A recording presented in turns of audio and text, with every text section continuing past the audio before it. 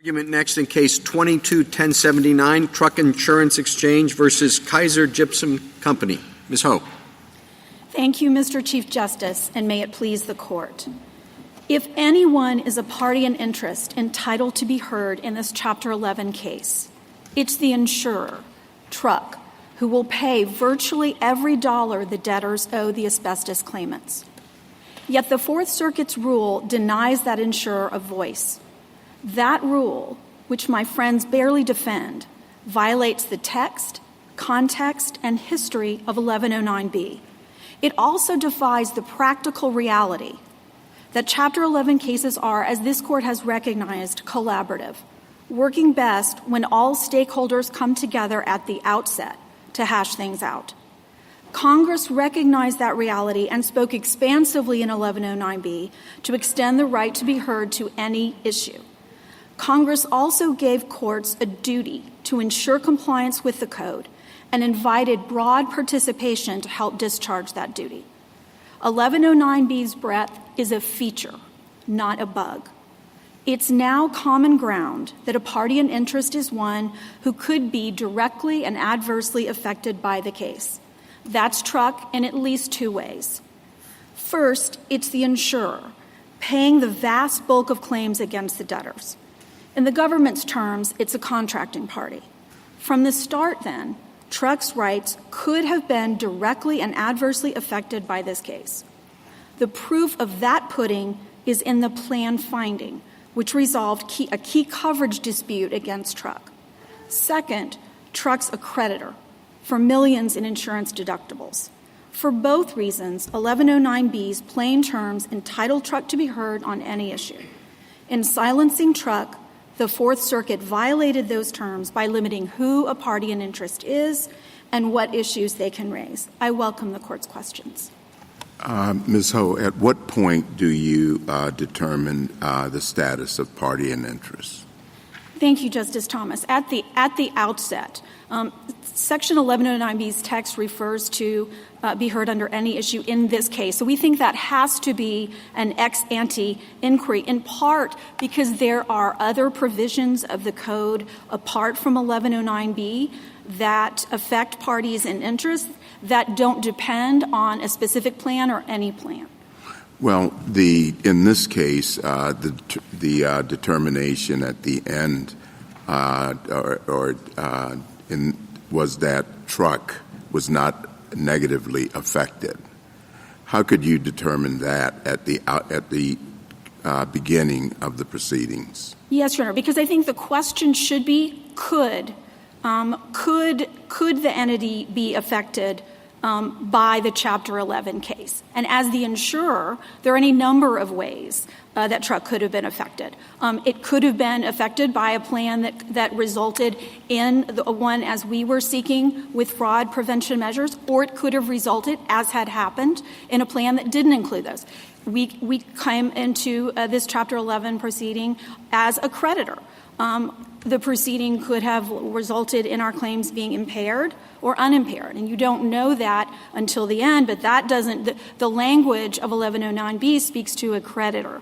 So if you're a party in interest in the beginning with a right to be heard under 1109B, then you're a party in interest all the way through. What if – I know could have some back and forth about the facts, but in a hypothetical, let's assume that your client whichever plan, there's three different plans on the table, and under every one, your client gets, his exposure is exactly the same. It makes no difference to him which particular creditors are going to get what. He's just, given the factual situation, he's going to walk away with exactly what he has or what he doesn't have when it's all done.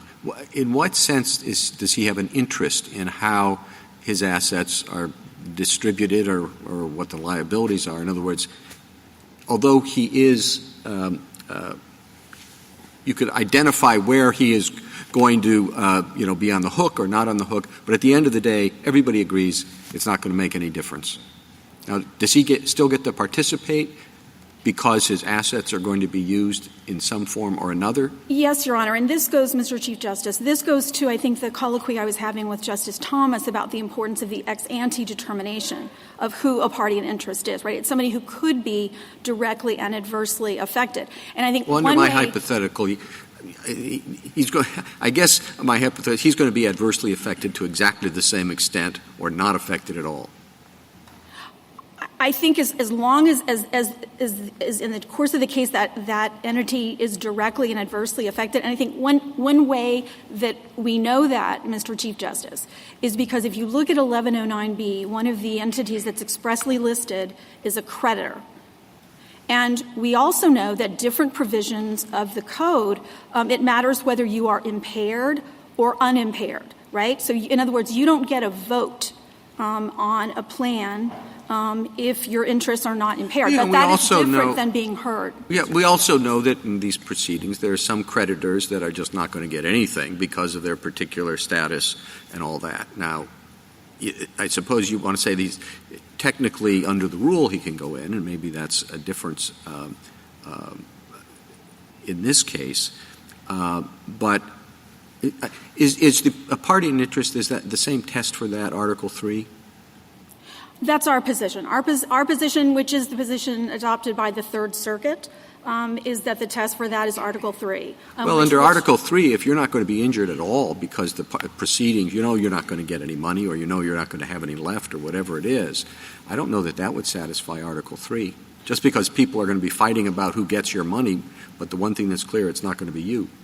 Well, I think, though, you don't know that. You don't know that at the outset of the proceeding, right? So a creditor does not know, a party in interest or an equity holder does not know, and even the debtor doesn't know. Well, okay, until that the I very think end. is fighting my hypothetical, and maybe it's not a good hypothetical, but assume that is the fact that they're not going to be affected one way or another. They're just so far down the line of people who can recover, or so far down the line of people who are responsible, that they're really not going to get anything else.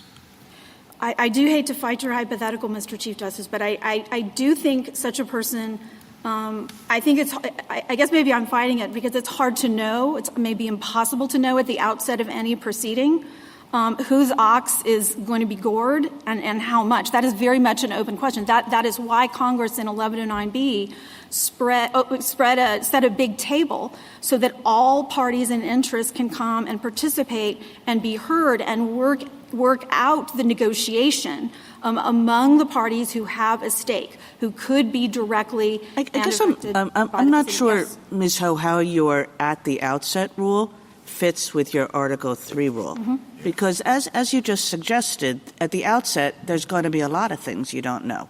You don't know what the plan is going to be. You don't know whether the plan is going to affect you, injure you or not. You don't know, all the things that we think of in the standing context.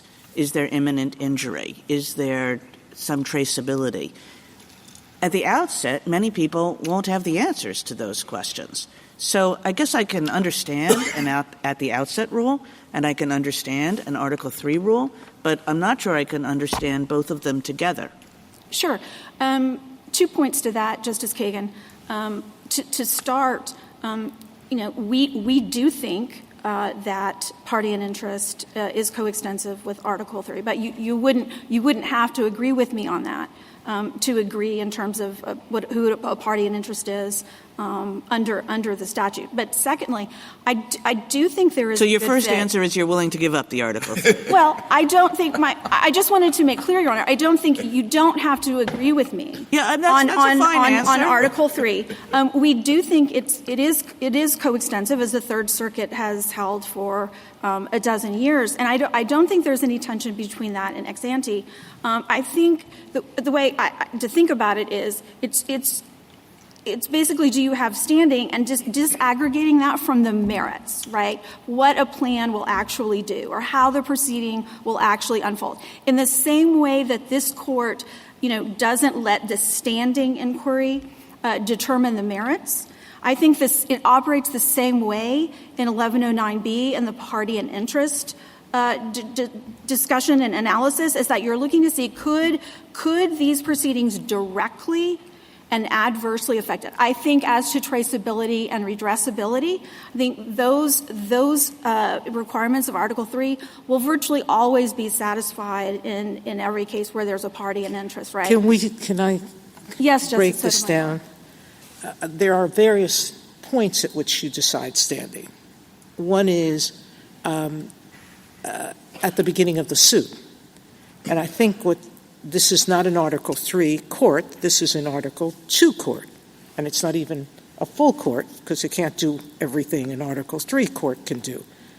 It's closer, not quite, to an administrative proceeding. But it's an Article 2 court.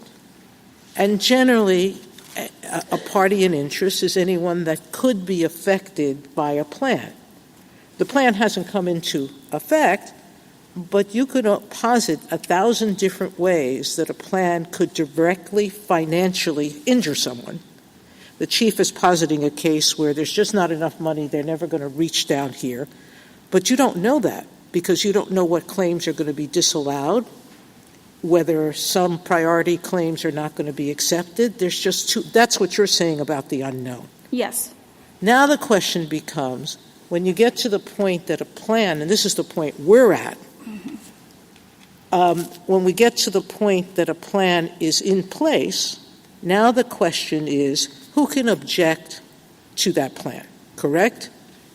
And now the question becomes, what are the reasons you can object?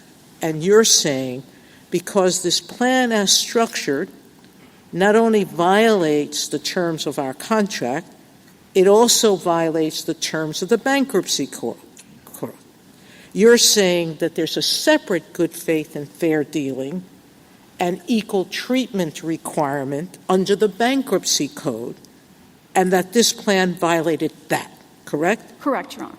Now, the net neutrality test doesn't answer that second question, correct? Correct.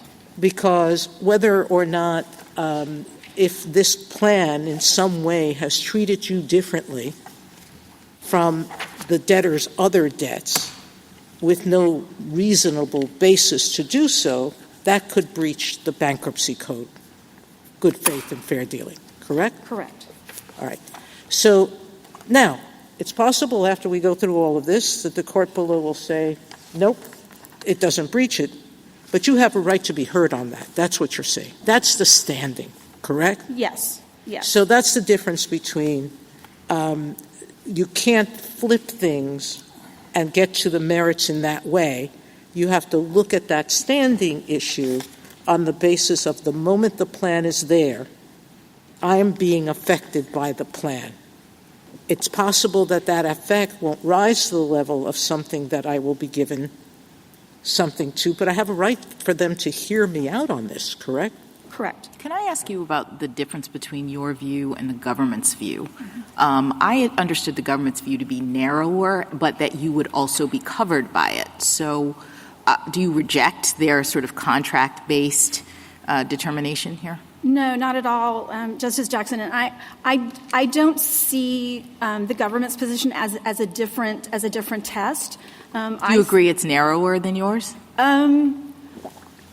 I think I would agree that it's narrower. So why is yours better? I actually don't know that one is better or the other. I think what the government is saying is we both agree that 1109B, that the text is broad and expansive. Right. We both agree that we are a creditor. Right. And that we were entitled to be heard that setting way. And aside I think the government's position is they're focusing on anyone who holds an executory contract, and we do. Right. So that brings us in. So I guess what I'm worried about a little bit is Yes. that if we go beyond people who hold a contract and just to anyone who's adversely affected, I guess you could imagine that a competitor in this environment would say, I'm adversely affected, by what is happening with the bankruptcy of this other business. Would we be opening the door to allowing in the kinds of entities on the basis of your broad test that you would otherwise think Congress would not have wanted to be a party in interest? No, Your Honor. And to be clear, we are more than happy to embrace a holding of this court that we are a party in interest who can be heard on any issue because of the insurance contract that we hold. So I want to be clear on that. But I think to your point about the floodgates argument that my friends raised, I don't think so, because I think the direct and adverse test, which we believe is coextensive with Article 3, it has teeth. Again, it has been the rule in the 12th Circuit for over a dozen years, and my friends on the other side really can't point to any sort of chaos that has resulted from it. So I think our test has teeth, and I also think that Congress, again, as I started by saying, I think the breadth is a feature and not a bug here, that Congress wanted to bring stakeholders to the table, parties in interest who had a stake. And if anyone has a stake in this Chapter 11 proceeding, it is the insurer who will be paying the vast bulk of claims against the debtors. This doesn't hurt your argument, but isn't it true that the insurer who's responsible for the claims will always or almost always be a party in interest then in bankruptcies? Mass tort bankruptcies. I think that's right. And when I sort of think through to myself, who else could be brought in under our test? I do think the single largest group are insurers, and who will also often come in as creditors as well as we do too. Counsel, just on the Article 3 point, I wonder whether we need to tangle or should tangle with it. Because I think of Article 3 as the plaintiff coming to court has to establish an injury. And who the plaintiff is in a bankruptcy case, maybe the petitioner, right? But normally we say someone objecting to relief under bond, under Clapper, doesn't have to establish Article 3 standing. And that would seem to be a closer fit to a party or in a group like yours seeking to object to a plan. I certainly don't disagree that in the context where what you have is someone who is only objecting, right, to the relief being sought, and that is us to a T, right? We are objecting to the plan. I think there may be a different issue raised when you get to, say, appellate standing, but in terms of 1109B party in interest, we do agree that as we are opposing the relief. Yes, thank you. Thank you, Counsel. Justice Thomas? Justice Sotomayor? Assuming if we reach it on the government's theory or in your theory that directly and adversely means an insured because they have a contract is a party in interest. Yes. That should be heard. That we don't have to reach the creditor issue or the Article 3 issue. That's correct, Your Honor. Okay. Justice Kagan? Justice Kavanaugh? Justice Barrett? Well, let's see. It seems to me that maybe we would have to at least say Article 3 doesn't apply because someone like the insurer is not the one invoking it. I guess I would be a little bit worried, as you say, if Congress is setting the table broadly and parties and interests cut broadly. It's speculative, right? I mean, it's pretty speculative. You might be able to articulate a way that the plan could adversely affect your interests, but it would be speculative. And so maybe we don't have to say whether Article 3 applies in Article 1 courts. But if I think you might have a problem satisfying Article 3, I think I would still have to say you have statutory standing, right? Yes. I think I don't believe there's any dispute that we have Article 3 standing here and a court below because we weren't heard, and so we're challenging that we're not heard. Yes. I do think in terms of the Article 3 issue, the Fourth Circuit did address our creditor issue in Article 3 terms, but I think what that court was really doing was it was reading any issue out of the statute. So I think from this court's perspective, I don't think there's any question about our Article 3 status. I think the question is, are we a party in interest? We say right. That's directly and adversely affected. The government says it's because we have an executory contract. Either way, I think we satisfy the statutory standing, and we also satisfy Article 3. Oh, I see what you're saying. I mean, I get what you're saying. I'm just saying if I don't want your test, if I don't want to say that the statutory standard is coextensive with Article 3, yes. That's the issue that I might have. And then just very briefly, could you describe for me for the uninsured claims, what exactly, I mean, Kaiser and the claimants are fighting pretty hard to keep the insured claimants out. So what exactly are the fraud protection measures that would apply to the uninsured claims, the ones that you want to apply to the insured claims as well? Sure. There are essentially two, Justice Barrett. The first would require all claimants to disclose all known exposures, right, to all defendants. And the second primary requirement measure would be a release that would allow the trust to obtain information from the other trusts on that. Okay. Thank you. Justice Jackson? Thank you, counsel. Thank you. Mr. Yang? Mr. Chief Justice, and may it please the Court, both counterparties to executory contracts and creditors are parties in interest that may appear and be heard on any issue in a Chapter 11 bankruptcy case. If a party is a party in interest, they get a seat at the reorganization table. And once they're at the table, they can be heard on any issue in the case. And that status must be determined ex ante, that is, before the court considers the questions, because the right is to be heard in advance. That doesn't depend on the merits of the position, and it cannot be determined based on what a plan proposes, because a party in interest under 1121C can itself propose a plan. Moreover, the plan is never final until all appellate proceedings on the confirmation are ended, and so they can participate all the way through. The Code contemplates that every executory contract must either be assumed or rejected. Either way, and I'd like to develop that in our conversation, but either way, a counterparty is a party in interest.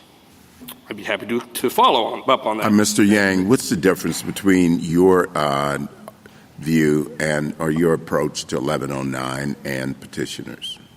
Well, I think Petitioner's view, it appears to me that they are interpreting party in interest based on some older Interstate Commerce Act cases that borrowed some Article 3 concepts when interpreting party in interest.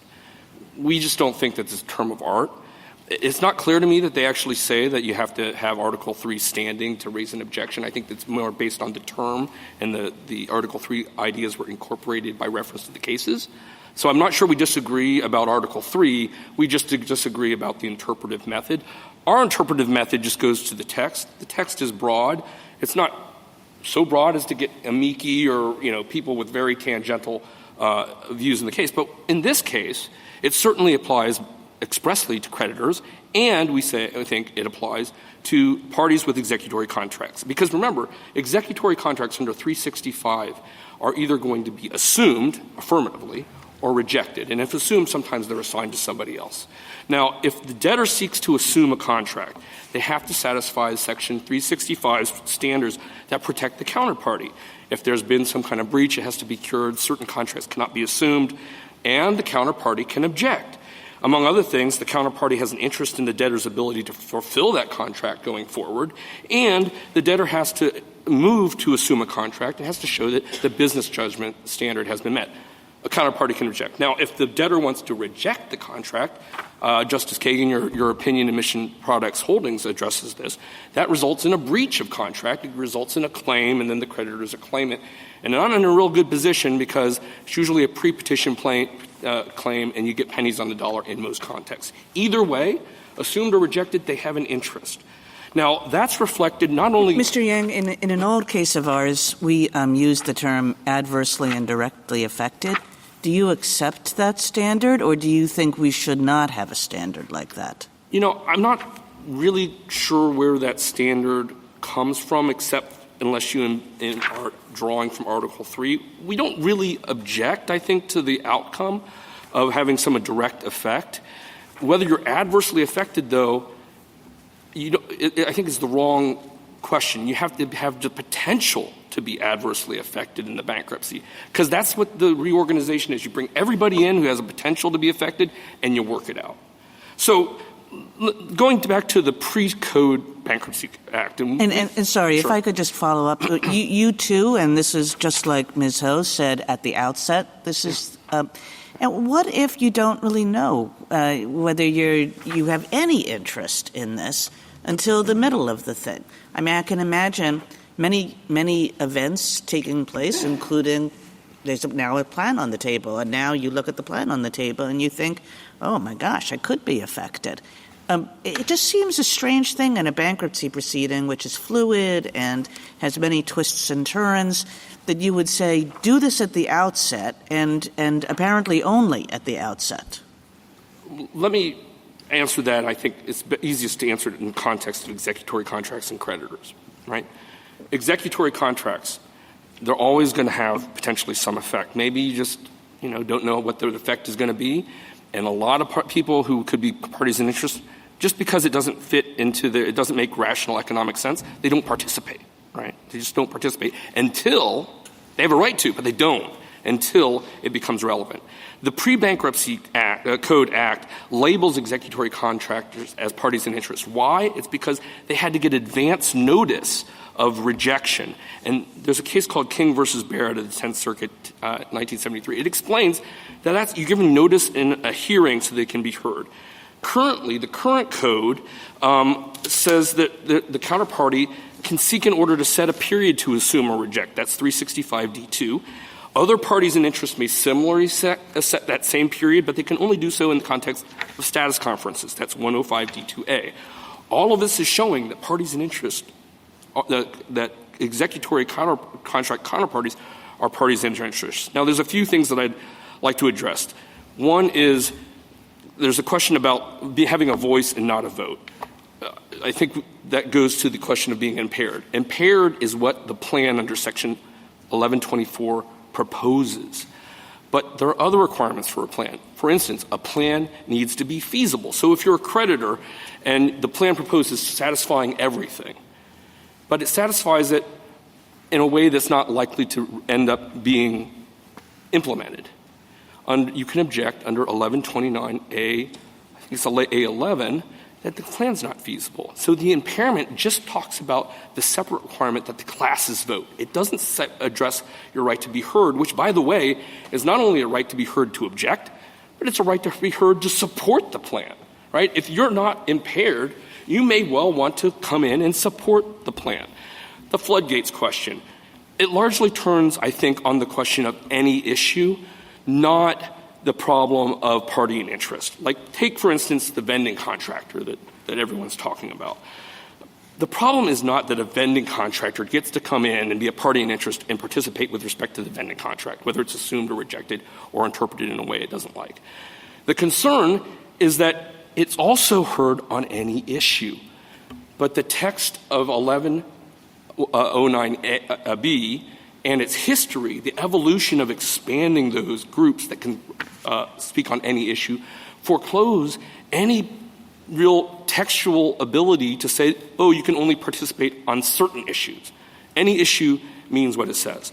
Secondly, the concerns about floodgates, I think, are totally overstated. Litigants make rational economic choices where they have a stake in reasonable arguments. The right to be heard doesn't impose on the court any burden to speak at length if it doesn't think there's much to say about the issue. And the court has to decide the question anyway in terms of confirmation, because this court in United Student Aid Funds determined that the court has to decide whether the plan complies with the code even if no one objects. And finally, sanctions deters any kind of bad faith conduct. Ultimately, this is a balancing question. Does it make sense to bring everybody in? We're going to weigh it against maybe some burden of having their voices heard. We're going to balance it against the waste of resources of trying to decide who gets to be heard. And Congress struck that choice. Is your position just boiled down to the common sense point that an insurer is on the hook for the claims in a mass tort bankruptcy? I think that's a subset of our point. Our primary point is... all we need is that subset. I mean, isn't that just kind of common? I just thought that I agree, but I actually don't think it's that much different than saying that a counterparty to an executory contract is always going to have an interest. I just don't think that that's different. And the idea was that Congress, the legislative history reflects the idea here is to hear all sides of an issue and then let the court decide. And the insurer's kind of obvious, right? That's your point. Obvious one. I mean, but it would have included even the vending contractor. Now, the vending contractor might not have participated. Why? Because, you know what, it didn't matter. It's like small steaks, potatoes. The vending contractor is just not going to participate. There's a lot of people in the periphery that just don't participate. The 10-cent creditor unimpaired, unsecured 10-cent creditor is expressly a party in interest, right? What about an employee? If we're going with your definition, which has to do with contracts, Yep. I suppose an employee has a contract. So are you saying that they would be a party in interest? An employee can be a party in interest as a party to an executory contract. Now, there are certain code provisions that deal with employees and unions and things like that. But as a general matter, yes, that's true. And just in response to Justice Kagan, I guess I didn't understand you to be making a statement that the parties couldn't be recognized on a rolling basis, right? Like if someone determines or decides in the middle of it that they have an interest, they can ask to come in. Yes, but right? I think that's true. The reality is they've always had the interest to be potentially affected. They might not have realized it until later. But when they realize it, they come in and, they're given a right to be heard. Thank you, counsel. Justice Thomas? Justice Sotomayor? In your brief, you say this case presents no occasion for the court to determine the phrase's outermost party and interest, outermost boundaries. And you repeat that today, that we should just say clearly insureds or people with executory contracts, et cetera. But don't we have to say a little bit more? Don't we have to say something like directly and adversely affected to quantify? I'm not to sure. take away the employee who doesn't have a contract with the debtor, but the employee who has a contract with the petitioner truck. Could he sue and say my salaries and benefits are going to go down because this doesn't have an anti-fraud provision and the company's going to lose more money? Well, I'm going to make less. The court might well want to say more. But the court certainly doesn't have to resolve the issue with respect to whether truck is a party in interest. Now, if the court were wanted to explore the text of party in interest more, I think what I would suggest is that the court can explain that a party is a participant on one of the sides of an action or an affair. It's not a person in interest, it's a party in interest. And context matters here. Bankruptcies are aggregations of individual controversies, and the participants there have an interest in the proceedings exercise of jurisdiction over the debtor's property in the distribution. If the proceeding has a potential to affect their interests, and it's not necessarily an interest in the entitlement to specific debtor property, but if the proceeding has the potential to affect their interests, that is enough to be a party in interest. Now, things that I think you're talking about, kind of two orders of steps out, have never been thought to be people who could come in with an interest. I love asking this question. How do I write this so that there is a difference between that employee and the truck company? I can write it to say the truck company because it's affected, but I have to say something more to take care of those two and three. The employee of truck. Yeah. Well, certainly the court would have to decide how far it wants to go. I don't think you have to decide employees of truck, since the question before the court is not employees of truck. But if you wanted to, we don't object to the idea that the participants that have an interest in the proceeding have always been those that have a direct kind of not attenuated effect. It's not amici. It's not some law professor. It's not employees of somebody else. It's someone with a more direct effect. I don't think that derives from Article 3. But I think you can derive it from kind of looking more generally at the bankruptcy practice. Mrs. Kagan? Mrs. Kim? Mrs. Barrett? Okay. Thank you, counsel. Mr. Marshall? Mr. Chief Justice, and may it please the Court. A party in interest is someone who has a legal interest in a debtor's bankruptcy estate, its property, not someone who is merely concerned about the debtor's bankruptcy more generally. The list of parties and interests in Section 1109B shows this. Settled usage of the term in bankruptcy confirms it, and the government, at least in its brief, agrees with it. At the outset of the case, the parties in interest will ordinarily be the debtor with its creditors and shareholders, those whom Section 1109B lists. Others, as Justice Thomas was asking about, may come to have an interest in the estate and thus can show that the bankruptcy will directly affect their rights or obligations. For example, If a plan would breach an insurer's policy, altering its contract rights or obligations, then it would become a party in interest. But if a plan preserves the insurer's status quo, it is insurance neutral. In that case, the insurer is not a party in interest and it has no right to object to plan confirmation. Here, the plan does not alter Truck's contract rights or obligations. It breaches nothing. It does not do anything to put Truck on the hook. That is what the lower courts uniformly found, and Truck here does not challenge that finding. Truck, therefore, has no right to challenge plan confirmation. Truck invokes policy concerns that would supplant this settled, clear rule with a novel, expansive framework that would give insurers greater rights to challenge plan confirmation than even a creditor has. But bankruptcy law already addresses these concerns by allowing interested entities that are not parties in interest to pursue permissive intervention.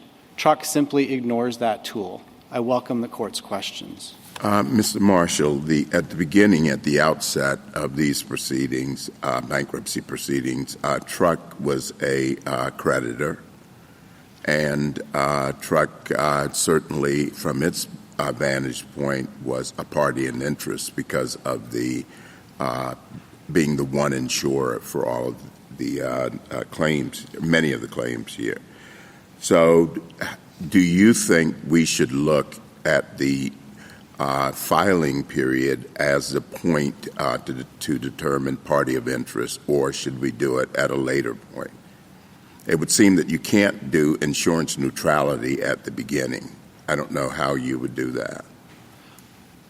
If one is in the list of entities in Section 1109B, it's possible to answer that question at the outset. So they'd be a creditor? They were a creditor, yes.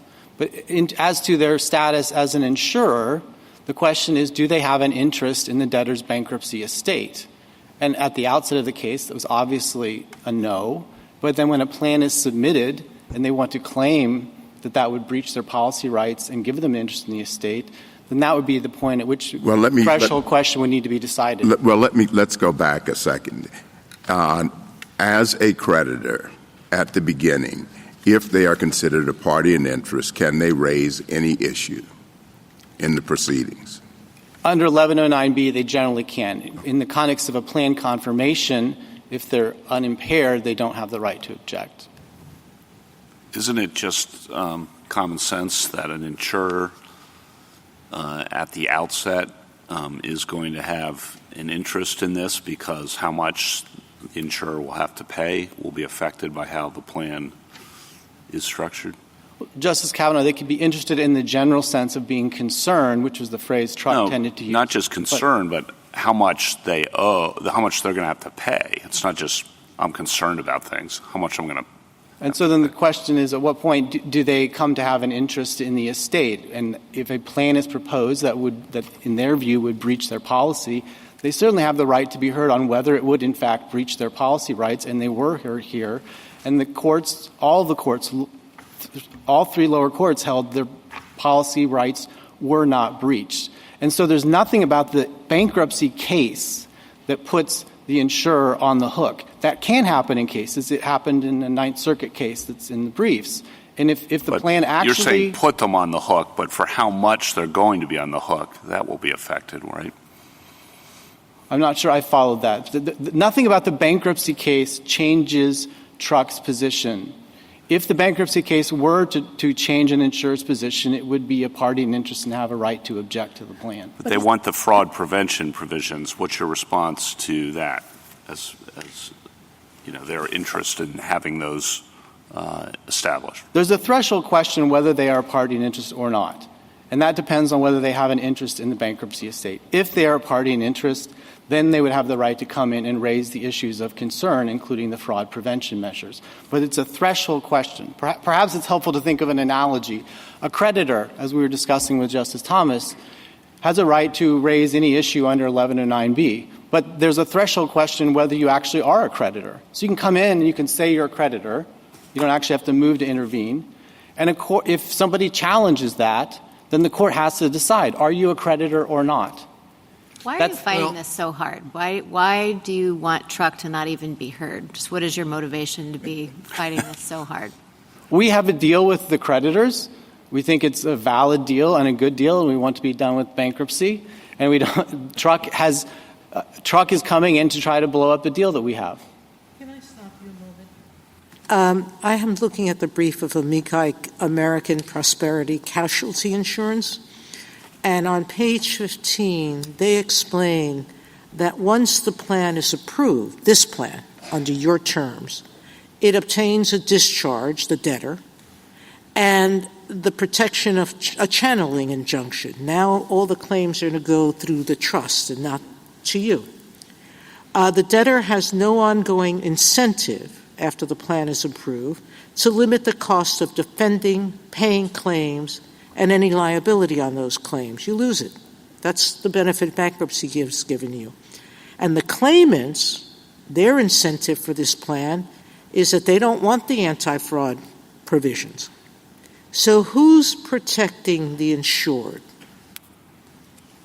If the insured can't protect itself because you say it can't go to the bankruptcy court, how is it being heard?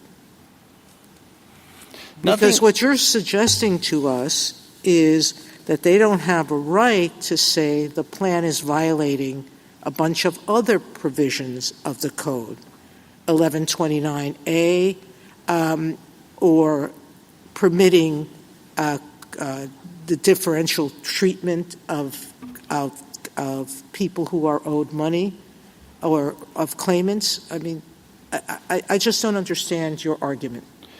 I can argue that the plan is breached, and once they say the plan's not breached, I can't argue that the plan violates the code. I've just never heard of parsing standing in that way. Justice Sotomayor, if one is not a party in interest, there's no right to raise issues. Party in interest status is a threshold question. And here, as to truck as an insurer, they need to show they have an interest in the bankruptcy estate to get in, to answer the threshold question. But they do. But I guess the question, Mr. Marshall, is I think what everybody's saying to you is, well, they do have an interest in these anti-fraud provisions. Not just a concern, they have an interest, a material interest. If they get the anti-fraud provisions, they're better off. If they don't get the anti-fraud provisions, they're worse off. Now, what I hear you saying back is they had no pre-existing entitlement to the anti-fraud provisions, and your test is one that says if they're not being made worse off by the plan, then they're not an interested party. But I don't know why that should be the test. If I look at the language, that's not the test. If I think about what the ordinary meaning of being a party who's interested is, that's not the test. Why is your test, so long as they're not being made worse off, they're not an interested party? Well, the test of whether there is a benefit I would like to get out of the bankruptcy case, which is Truck's test, is unlimited.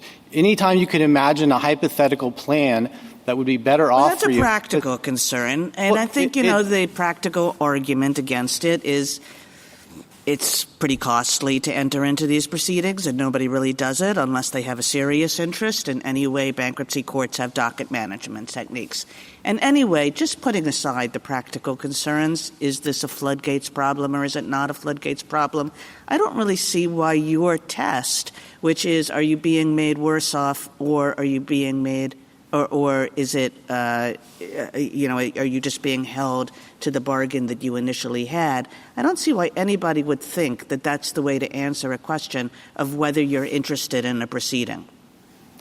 Party in interest is a term of art that means you have an interest in the debtor's bankruptcy estate. That's been the meaning for 100 years. And so that's the way to start. But if we're going to think in terms of seeking to obtain a benefit in the context of causes of action, Lexmark, zone of interest, the question is always, have you suffered a loss? If you've suffered a loss, you come in and you try to get a remedy. What Truck is saying here is I can come in, even though I'm suffering no loss at all to my legal rights, and just seek to obtain a benefit because it's very nice that this bankruptcy is here and maybe I can get something out of it. But even if they don't have the right to come in, there's always permissive intervention. So there's the right to come in as an interested entity that's not a party in interest. The benefit of that is it's in the discretion of the bankruptcy court. You have to show cause. The bankruptcy court can decide whether you come in for all issues or just some. The question is who has the right to intervene in the case. So, would you object to permissive intervention in a situation like this, where the insurer's seeking fraud prevention? We would have objected to their attempt to come in and object to the merits of the plan, but they that certainly have the question. right. Yes.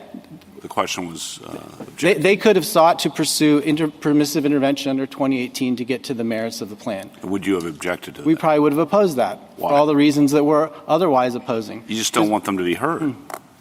They have the right to be heard. You don't want the fraud prevention provisions, but you don't want them to be heard on that. Is that? I mean, that's okay. Well, all the lower courts.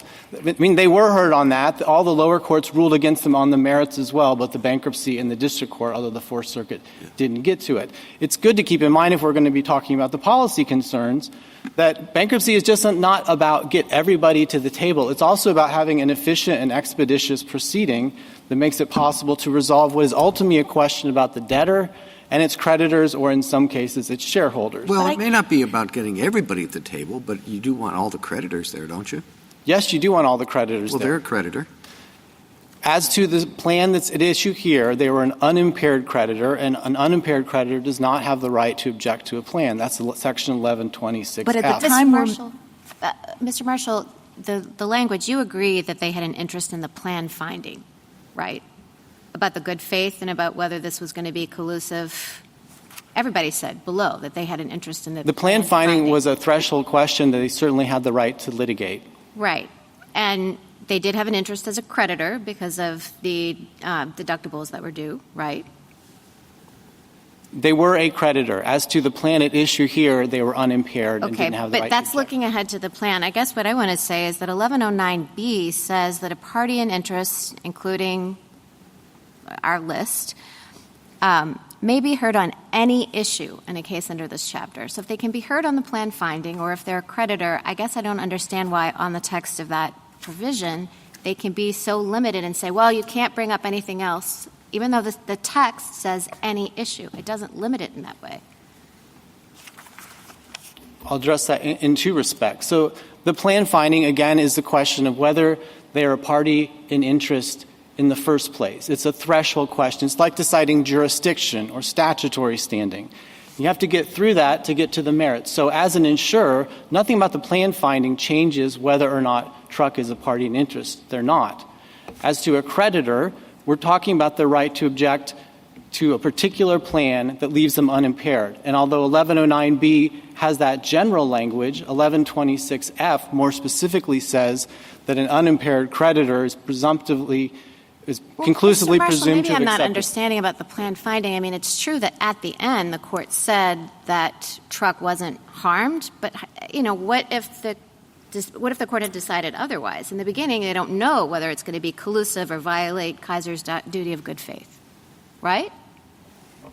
Maybe I'm just misunderstanding. I mean, it went in your favor, but party in interest status is a threshold question. You have the right to come in and litigate whether you're a party in interest or not. And that's all the plan finding did. It determined that their rights were not abridged, and therefore they were not a party in interest. If that had gone differently, then yes, they could have objected to the rest of the plan to the merits. Mr. Marshall, you've agreed that they were a party in interest to the extent they were a creditor, right? Yes. And normally a creditor or party of interest can be heard on any issue. You agree with that? That's the text of 1109B. Okay. And you've been citing 1124 and 1126 to us. I understand and appreciate that, but that governs who can vote, right? That is what it explicitly says, yes. It doesn't talk about what they can argue about or be heard on, right? It says they're conclusively presumed to have accepted the plan, right. And an inference from that is that it would be absurd to vote to So if in you favor can't vote, you can't be heard. Is that your argument then? You can't be heard on the merits of the plan. And that's what the circuit courts have said. We cited cases, and Truck cited some cases allegedly to the contrary, but they're actually not, because all they do is determine whether the creditor that wants to object to the merits of the plan is actually impaired. Thank you, counsel. Justice Thomas? Justice Sotomayor? Justice Gorsuch? Justice Jackson? Can I just ask one question? At the threshold, you keep saying at the threshold, they have no interest in the estate property. do you dispute that they have a potential to have an interest in the state property that insurers do? Because the plan isn't in existence yet. Do you dispute that they have the potential? Borrowing from intervention law, the question would be, when is their interest put at issue? And it's somewhat like which would be, is a plan proposed that would breach your contract and give you an interest in the estate? And it's analogous to what the actual history is with executory contracts. So the statutory history that the government invokes actually suggests your party in interest when there's a motion to reject an executory contract, because that would create a claim, a breach, and make you a I guess creditor. I don't understand your answer. So, when it's put at issue. When it is put, why isn't it put? If you're an insurer, you're not in the list. Nothing makes right, your but party the list interest. says including, so we know there are things that there are entities that may not be in the list, right? Correct. Okay, so the question is, they come to the table at the beginning and they say, we think we should be in the list because we have a potential through the reorganization plan that will be adopted to be affected. And you say not party in interest because you're not already affected, or it's not clear to us right now that you're affected. Is that your position? If we're talking about truck as insurer? Yes. Yes. All right. But once a plan is proposed that would breach your contract? So can I ask you, if people who are not potentially affected are not parties in interest, I guess I don't understand Congress's suggestion that parties in interest should be a part of the reorganization. In other words, the context in which what's valuable to them about being a party in interest is the fact that they then get to talk with everybody about how this is going to go. And the problem I'm having with your argument is it suggests that it's only after we know or after they know that they're definitely affected that they get a seat at the table. But the whole point of it is that the parties in interest get to talk about it. So it seems to me it would have to include people who have a clear potential for being affected by the plan that we're all hammering out in this discussion. There's nothing in 1109B itself that says that has to be determined for once and for all at the outset. And if we're talking about someone who's not in the list, the only way to know if you're party in interest is do you have an interest in the bankruptcy estate. Thank you. Thank you, counsel. Mr. Frederick? Thank you, Mr. Chief Justice, and may it please the Court. There are a number of questions I'd like to address that you posed this morning, but I want to start with one principle, which is that the Bankruptcy Code was not intended to protect insurers except in a couple of places where asbestos-related trusts are created. Those are in Sections 524G principally. But in 109, Congress said an insurer can't invoke bankruptcy for protections under the Code. So, Justice Kavanaugh, to your question about the text and practicalities, Congress answered the question of whether an insurer should be permitted to butt into a debtor's bankruptcy and try to use it to protect its own financial interests. The bankruptcy process is designed to ensure that the debtor can maximize its assets for the benefit of creditors. And so what the insurer, as insurer, is doing here is seeking to co-opt the debtor's bankruptcy for the purpose of protecting its own interests. Justice Thomas, I can start with the timing question if you like. Well, you can start with that, but also I think that their interest isn't so much in feathering their own nests, per se, but rather that they be treated with the anti-fraud provisions the same way that the claims under the trust are being treated. Yes, and let me start with I'm going to call these pretrial disclosure requirements because Truck had 6 months of discovery to try to prove any fraud with the Kaiser claimants and came up with crickets. What they are calling anti-fraud prevention measures are really requirements to impose on state courts that before a claimant can file a claimant has to comply with what Truck wants for information that a state court might or might not require under state court rules of procedure. So if you were to accept the idea that their nomenclature drives the outcome here, You're essentially saying bankruptcy courts have the authority to tell state courts how to do their discovery process. And Justice Barrett, that's why we're fighting this. Because the claimants shouldn't be required to impose on themselves and their families a lot of information that if Truck really wanted it, it could ask for it in state court discovery proceedings, and state court judges could decide, Mr. is that relevant or burdensome or not? Why do all these other circuits and other bankruptcy courts impose it? If they felt the same way that you're arguing, are they violating the Bankruptcy Code or disrespecting state courts because that's what they require? No. The requirements here are only for a very small class of claims that are called extraordinary claims. And they are extraordinary claims, and it's defined at JA 427 under the plan. These are not insured claims where the claimant is seeking to say that Kaiser was responsible for the vast bulk of its exposure to asbestos. And in that very unusual circumstance, which actually in the implementation of this plan hasn't arisen yet, the requirement is for that claimant to come forward with proof of a negative, that it hadn't been exposed to asbestos by any other potential tortfeasor. And so we're talking about a very narrow class with a description for a very particularized purpose that Truck wants to appropriate and force so that claimants will have less of an opportunity to invoke their jury trial rights in state court, which are protected under the U.S. Code. Why should you, as the debtor trust, have that advantage and not give it to them? Because that's the difference in treatment that they're claiming is contrary to the plan. It's not for this reason. The treatment by Kaiser of Truck is exactly the same before bankruptcy as it was now.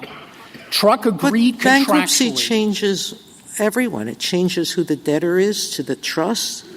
It by its own terms, it's extinguishing the debtor's obligations to anyone, except under the extant contract.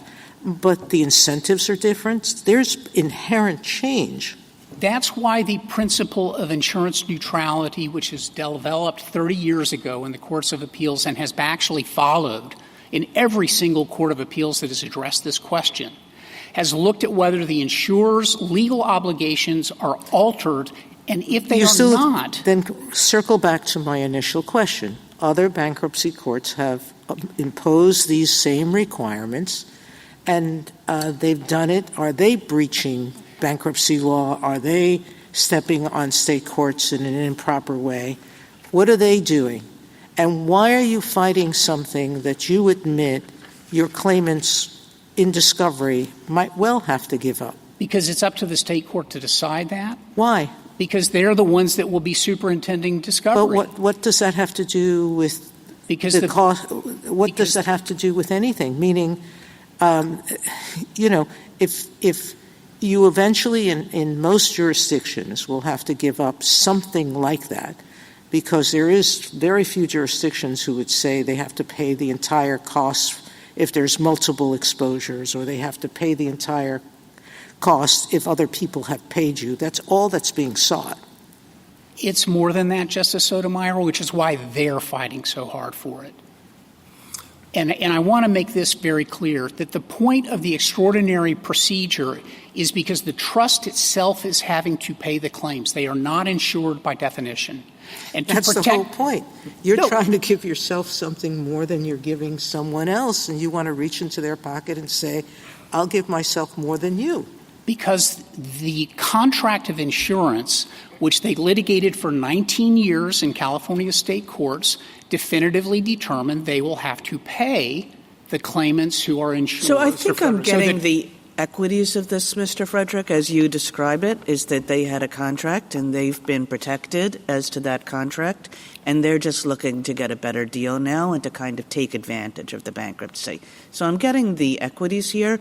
I'm not getting where you derive from the text the idea that they're not parties in interest because they have a material interest in what comes out of the bankruptcy proceeding, and they can improve their position materially in the bankruptcy proceeding. The cases that we cite historically under the Transportation Act of 1920 make very clear that if you're just seeking a benefit, you don't get party in interest status.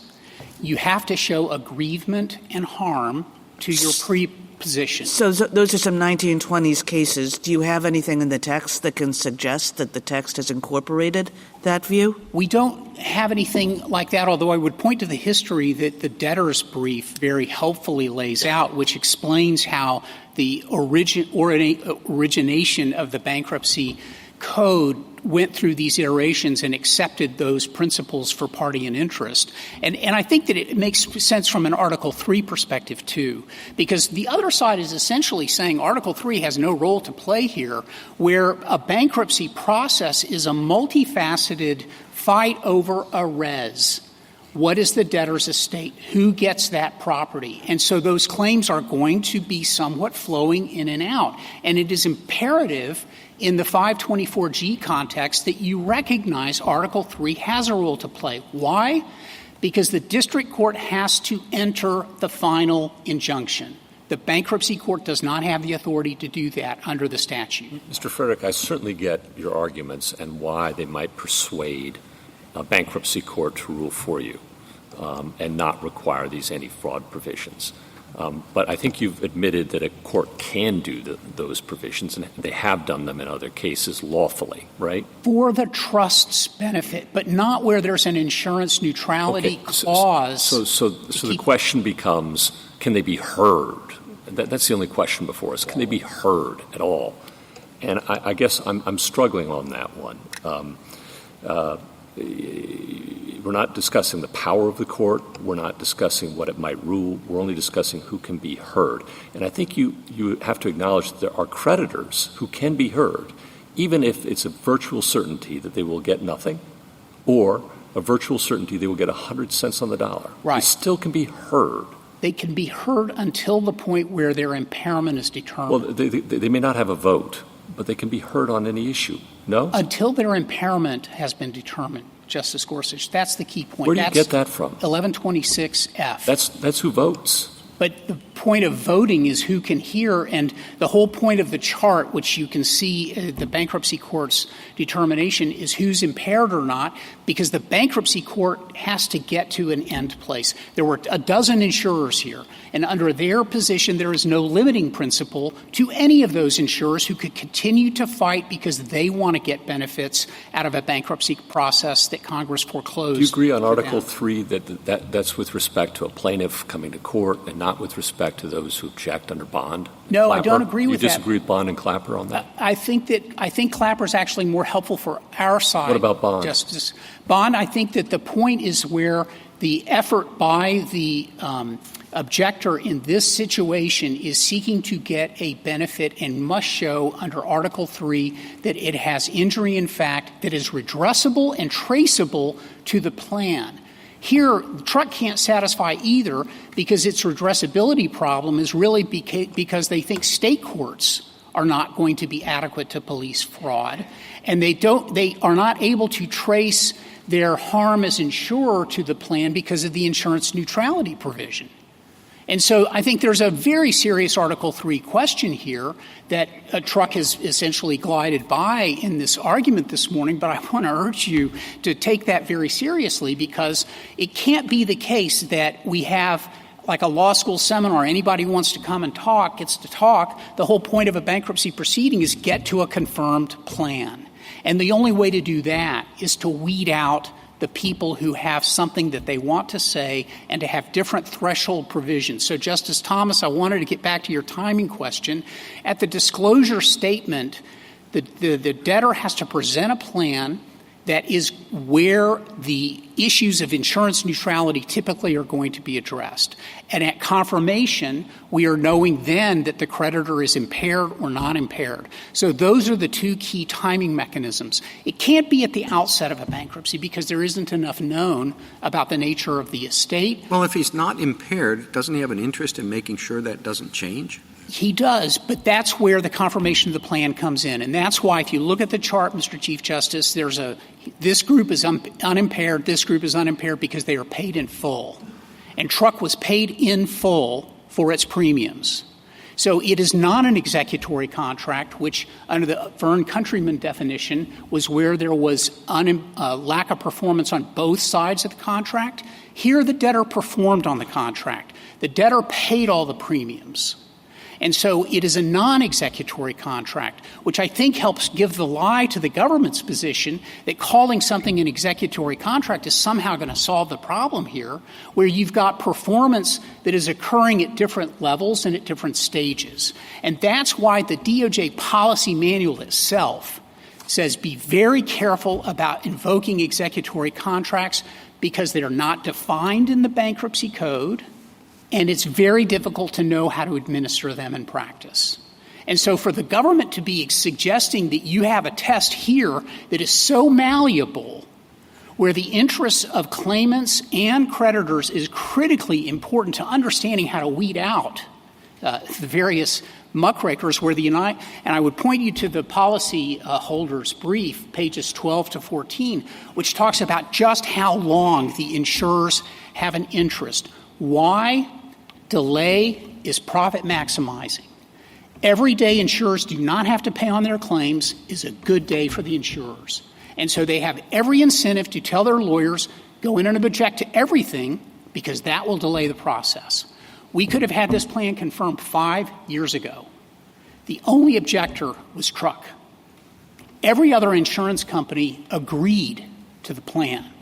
And so by adopting some rule that everybody gets to be heard and everybody gets to participate.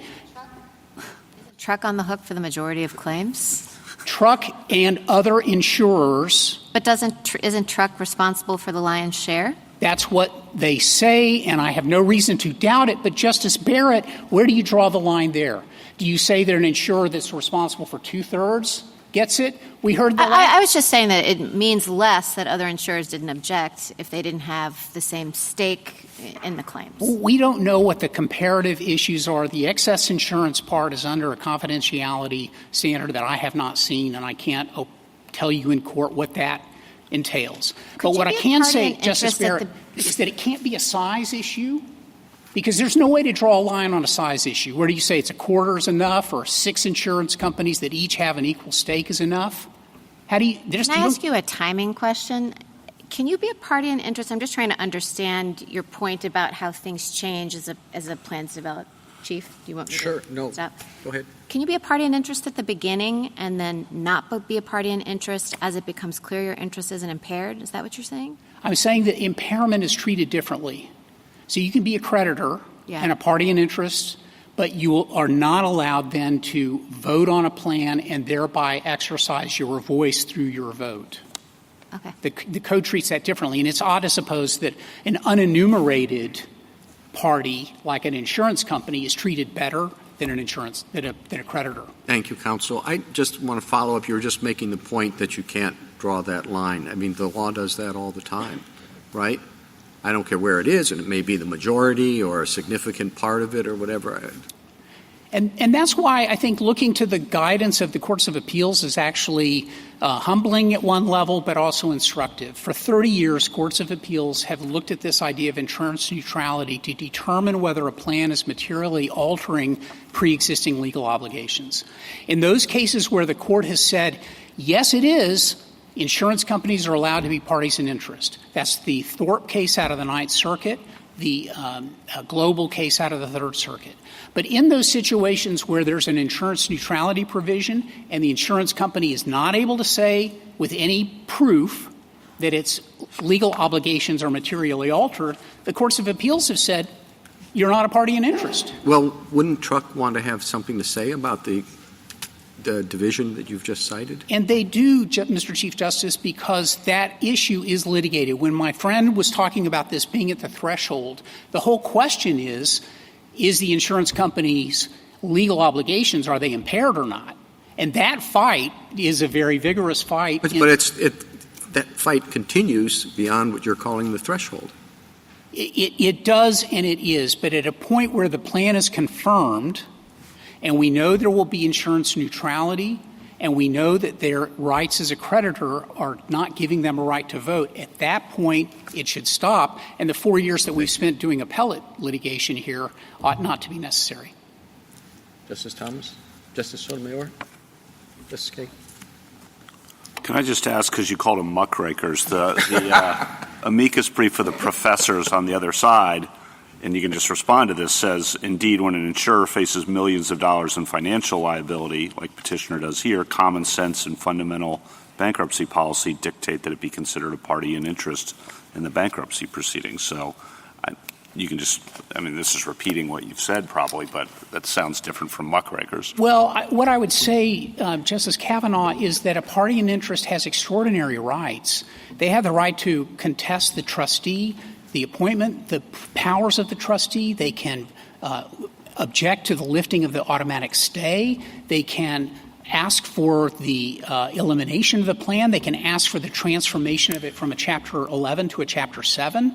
And those powers and rights are very powerful, and they take bankruptcy courts an enormous amount of time to thoughtfully and conscientiously work their way through.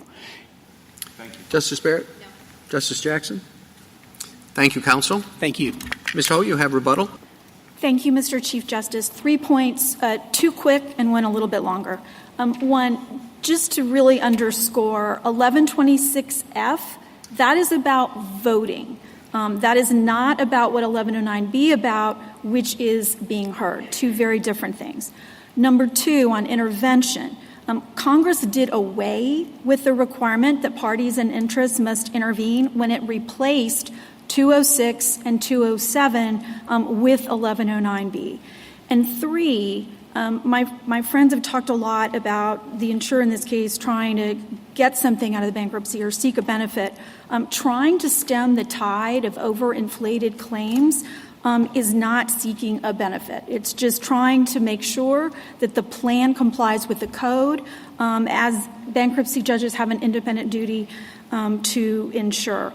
And even if you disagree with me on that, it's undisputed that Truck is going to pay the vast bulk of claims in this case, that the plan finding adjudicates Truck's insurance rights, that Truck is a creditor because the insurance deductible. So it really is a party in interest several times over. And I haven't heard from my friends on the other side any justification for reading any issues out of the text. 1109B gives stakeholders a voice, not a vote, and certainly not a veto. We would respectfully ask the court to reverse and remand. Thank you, counsel. The case is submitted.